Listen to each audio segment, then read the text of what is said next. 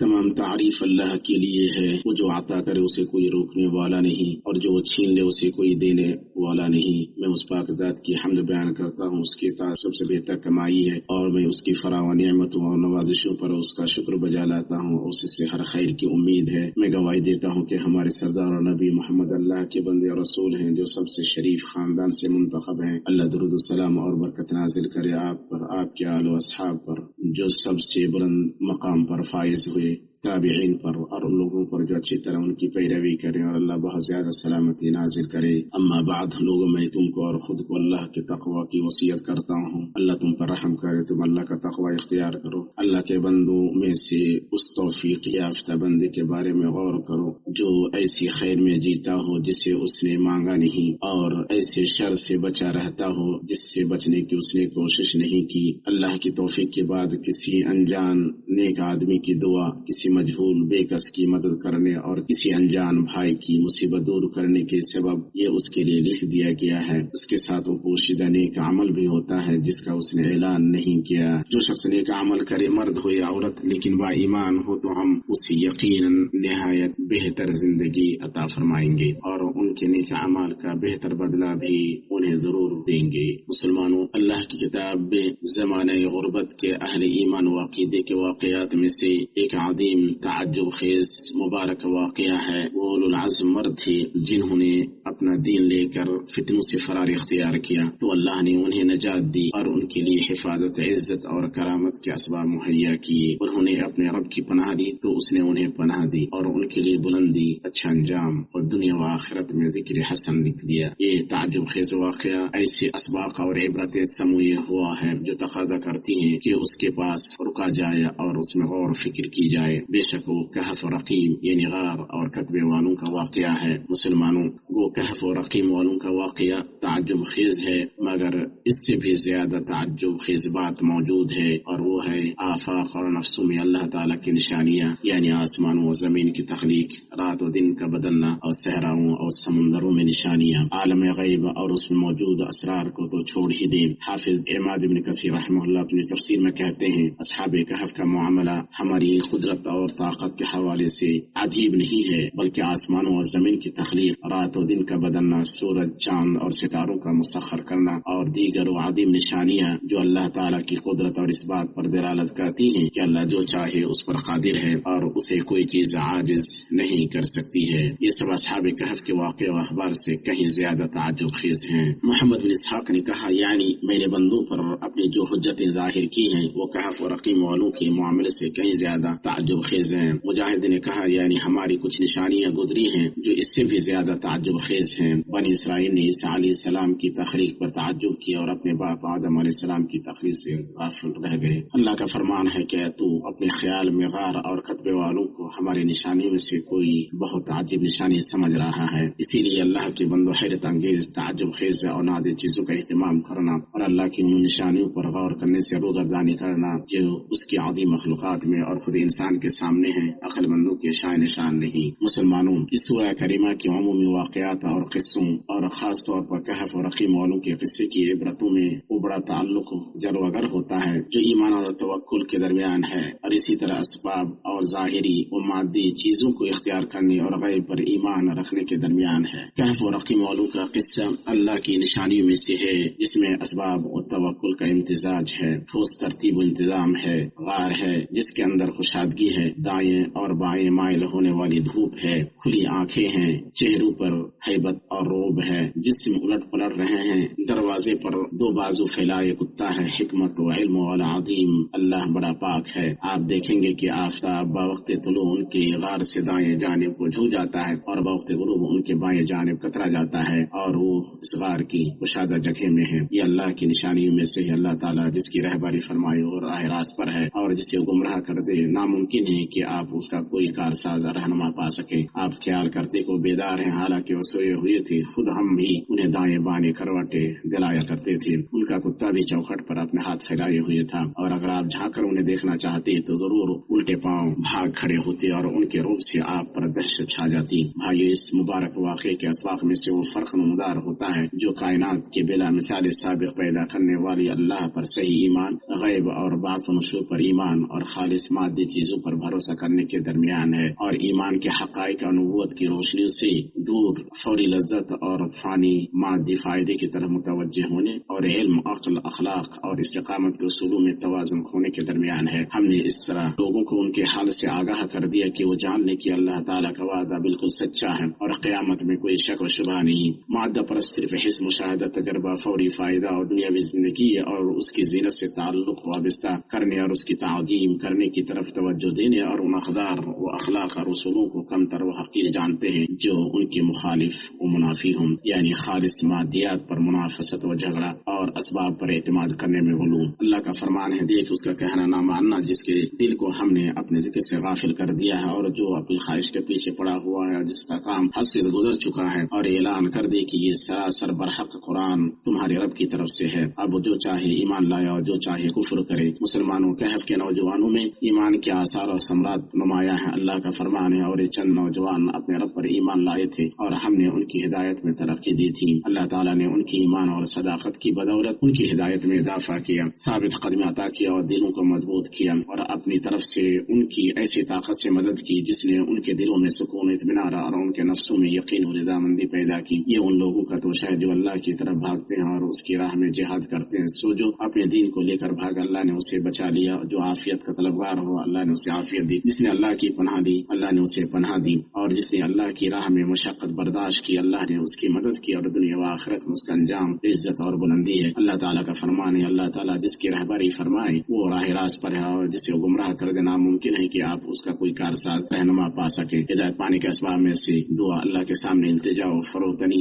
इखलास के साथ नेक अमल की कोशिश और नेक लोगों की सोहबत है। अल्लाह का फरमान है, हमारे परवरदिगार हमें अपने पास से रहमत अता फरमा और हमारे काम में हमारे लिए राहयाबी को आसान कर दे। मुसलमानों, तौहीद और उसकी सिबात और तरसीख पर तवज्जो और उसके मुनाफी यानी शिर्क और उसके वसाइल की वजाहत इस मुबारक हिस्से में नुमाया है, क्योंकि ईमान पर साबित कदमी और हिदायत पर इस्तिकामत अल्लाह की तरफ से ihसान व तौफीक है। अल्लाह का फरमान है, हमने उनके दिल मजबूत कर दिए थे जबकि उठ खड़े हुए और कहने लगे कि हमारा परवरदिगार तो वही है जो आसमान और जमीन का परवरदिगार है। नामुमकिन है कि हम उसके सिवा किसी और माबूद को पुकारें। अगर ऐसा किया तो हमने निहायत गलत बात कही। इसलिए जो अल्लाह की तौहीद को लाजिम पकड़ेगा और उसकी इबादत में इखलास बरतेगा और शिर्क, बिदअत और मासियत को छोड़ेगा, अल्लाह उसकी हिफाजत करेगा, उसे बचाएगा और उसे साबित कदम रखेगा। ये है हमारी कौम जिसने उसके सिवा और माबूद बना रखे हैं। उनकी खुदाई की ये कोई साफ दलील क्यों नहीं पेश करते? अल्लाह पर झूठ इफ्तरा बांधने वाले से ज्यादा जालिम कौन है? शिर्क और उसके वसाइल से डराने के लिए अल्लाह ताला का फरमान है, कहने लगे कि उनके गार पर एक इमारत बना लो, उनका रब है उनके हाल का ज्यादा जानने वाला है। जिन लोगों ने उनके बारे में गलबा पाया तो कहने लगे कि हम तो उनके आस पास मस्जिद बना लेंगे। अंबिया और सालिहीन की कब्रों पर तामीर और उन्हें मस्जिद बनाना ना दीन का हिस्सा है न रसूलों की सुन्नतों में से है। वो शिर्क है, यह शिर्क तक ले जाने वाला वसीला है, क्योंकि कब्रों पर तामीर और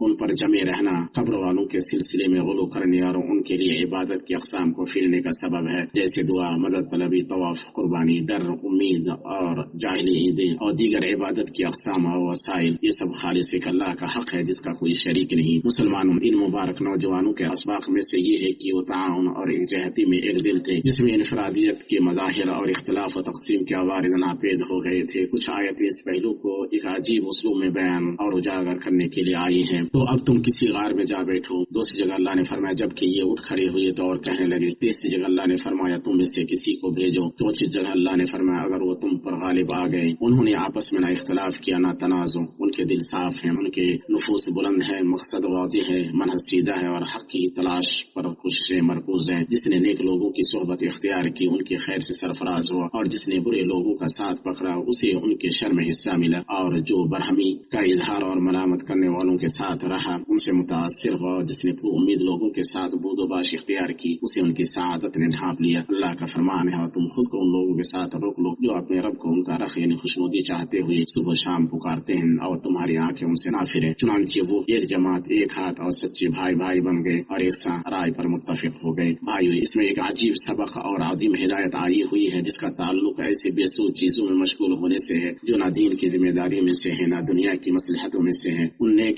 नौजवानों ने जब एक दूसरे से अपनी नींद की मुद्दत के बारे में पूछा तो कहने लगे कि तुम्हारे ठहरे रहने का बखूबी इल्म अल्लाह ताला ही को है। और इसी सबक में दूसरी जगह यही हिदायत उस वक्त वारिद हुई है जब असहाबे कहफ के बारे में इख्तलाफ हुआ तो हिदायत थी, आप कह दीजिए कि मेरा परवरदिगार उनकी तादाद को बखूबी जानने वाला है, उन्हें बहुत ही कम लोग जानते हैं, बस आप उनके बारे में सिर्फ सरसरी गुफ्तगू करें और उनमें से किसी से उनके बारे में पूछगछ भी ना करें। इन जैसे मसाइल में गुफ्तगू, बहस, मुबाहसा और गुफ्तगू शुनीद सिर्फ उस वाज़ेह दलील से हो जो इल्म पर मबनी हो, जहालत पर नहीं, जो यकीन पर कायम हो, शक पर नहीं, जो जज्म पर मबनी हो, अटकल बच्चों बात पर नहीं, इसमें वक्त ज़ाय होता है और दिल फासिद। अल्लाह का फरमान है, आप कहते मेरा रब उनकी तादाद को ज्यादा जानने वाला है, इसलिए सिर्फ अहम उमूर और मुफीद इल्म में मशगूल रहा जाए। यहाँ ना उनके लिबास का जिक्र है, ना उनके खाने पीने का, ना उनके हुलिया और सिफात का जिक्र है, ना उनके माल और साजो सामान का जिसमें लगे रहने का कोई फायदा नहीं। मुसलमानों, किस्से में बहुत से असबाब हैं जैसे हलाल पाक और नफा बख्श चीज की जस्तजू का हिस्सा और देखे कि कौन सा खाना सबसे ज्यादा पाकीज़ा है। जरूरियात पूरी करने के लिए राजदारी की मदद लेना, जैसा कि इरशाद और एहतियात से काम ले, तुम्हारे बारे में किसी को हरगिज खबर ना लगे। इसी तरह उन लोगों की तरफ रुजू करने की ममानियत है जो इल्म व अहलियत नहीं रखते और ऐसे लोगों से पूछना जो फतवा के लिए मुनासिब ना हो, जैसा कि फरमान इलाही है और उनके बारे में उनमें से किसी से ना पूछो। इसके बरअक्स बहस व तहकीक इल्म और बाहमी इल्म गुफ्तगू मतलूब है, जैसा कि फरमाया गया। और इसी तरह हमने उन्हें नींद से उठाया ताकि वो आपस में एक दूसरे से सवाल करें और गौर फिक्र करें और बाद अज़ा अल्लाह तुम पर रहम फरमाए। असहाबे कहफ और रकीम ऐसे नौजवान थे जिनकी याद को अल्लाह ताला ने उनके ईमान, सच्चाई और सालिहियत के सबब हमेशा के लिए जिंदा कर दिया। बाद इसके कि अल्लाह ने उन्हें हिदायत से सरफराज किया और उन्होंने अपने रब के हुक्म के सामने सरे तस्लीम खम कर दिया। इसी तरह इस मुबारक सूरह यानी सूरह कहफ में दीगर नेक नमूनों का भी जिक्र है जिनके नाम, जमाना, मकाम या तादाद का जिक्र नहीं,